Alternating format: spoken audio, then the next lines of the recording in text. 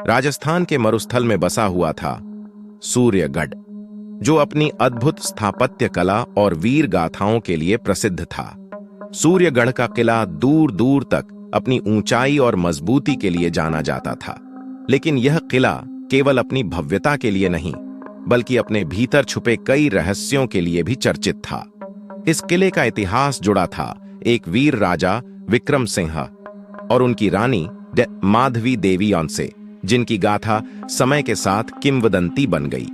राजा विक्रम सिंह अपने न्याय और पराक्रम के लिए जाने जाते थे। उनका राज्य चारों दिशाओं में सुख और समृद्धि से भरपूर था, लेकिन इस समृद्धि के पीछे एक रहस्य था जो केवल किले के भीतर एक गुप्त कक्ष में छिपा था। इस गुप्त कक्ष को चंद्रकोश कहा जाता था।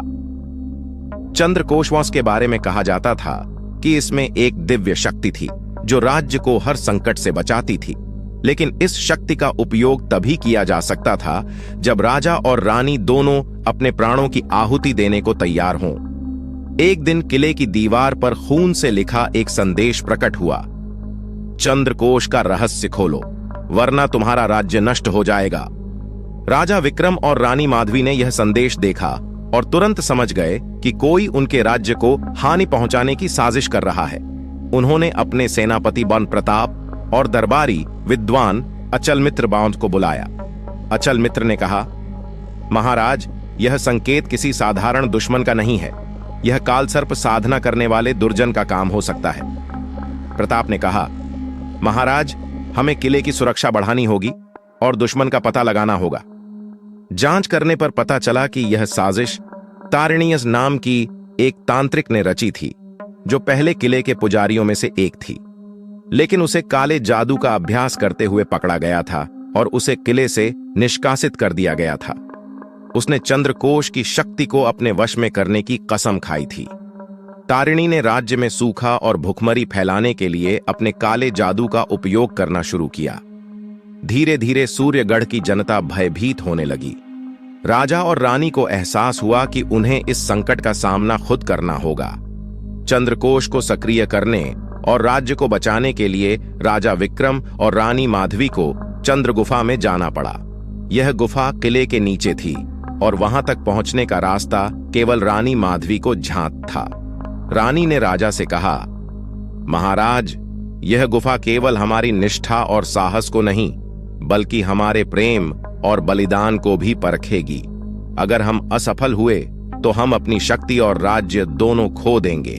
गुफा के भीतर अंधकार और रहस्य छाया हुआ था। पहली चुनौती, धैर्य की परीक्षा। पहले कक्ष में एक झरना था जो समय के साथ धीमा और तेज हो रहा था। राजा और रानी को इसे पार करने के लिए अपनी चाल और धैर्य को संतुलित करना था। दूसरी चुनौती, विश्वास की परीक्षा। दूसरे कक्ष में एक विशाल नाग था जो उनकी ओर फन फैलाकर देख रहा था। रानी माधवी ने राजा का हाथ पकड़ा और कहा, डर को हराने का एक ही उपाय है, उस पर विश्वास करना। राजा ने नाग के आगे सिर झुकाया और नाग ने उन्हें रास्ता दे दिया। तीसरी चुनौती, त्याग की परीक्षा।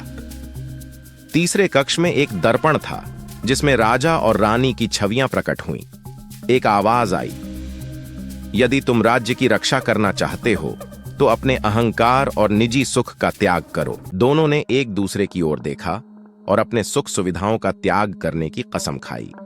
आखिरकार वे चंद्रकोश के कक्ष में पहुंचे। यह एक चांदी की तरह चमकता हुआ पात्र था जिसमें एक दिव्य रत्न रखा हुआ था। तभी तारिणी वहां प्रकट हुई। उसने राजा और रानी को चुनौती दी, अगर तुम चंद्रकोश का उपयोग करना चाहते हो तो मुझे हराकर दिखाओ।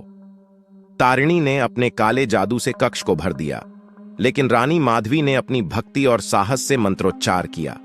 राजा विक्रम ने अपनी तलवार से तारिणी के जादू को काट दिया।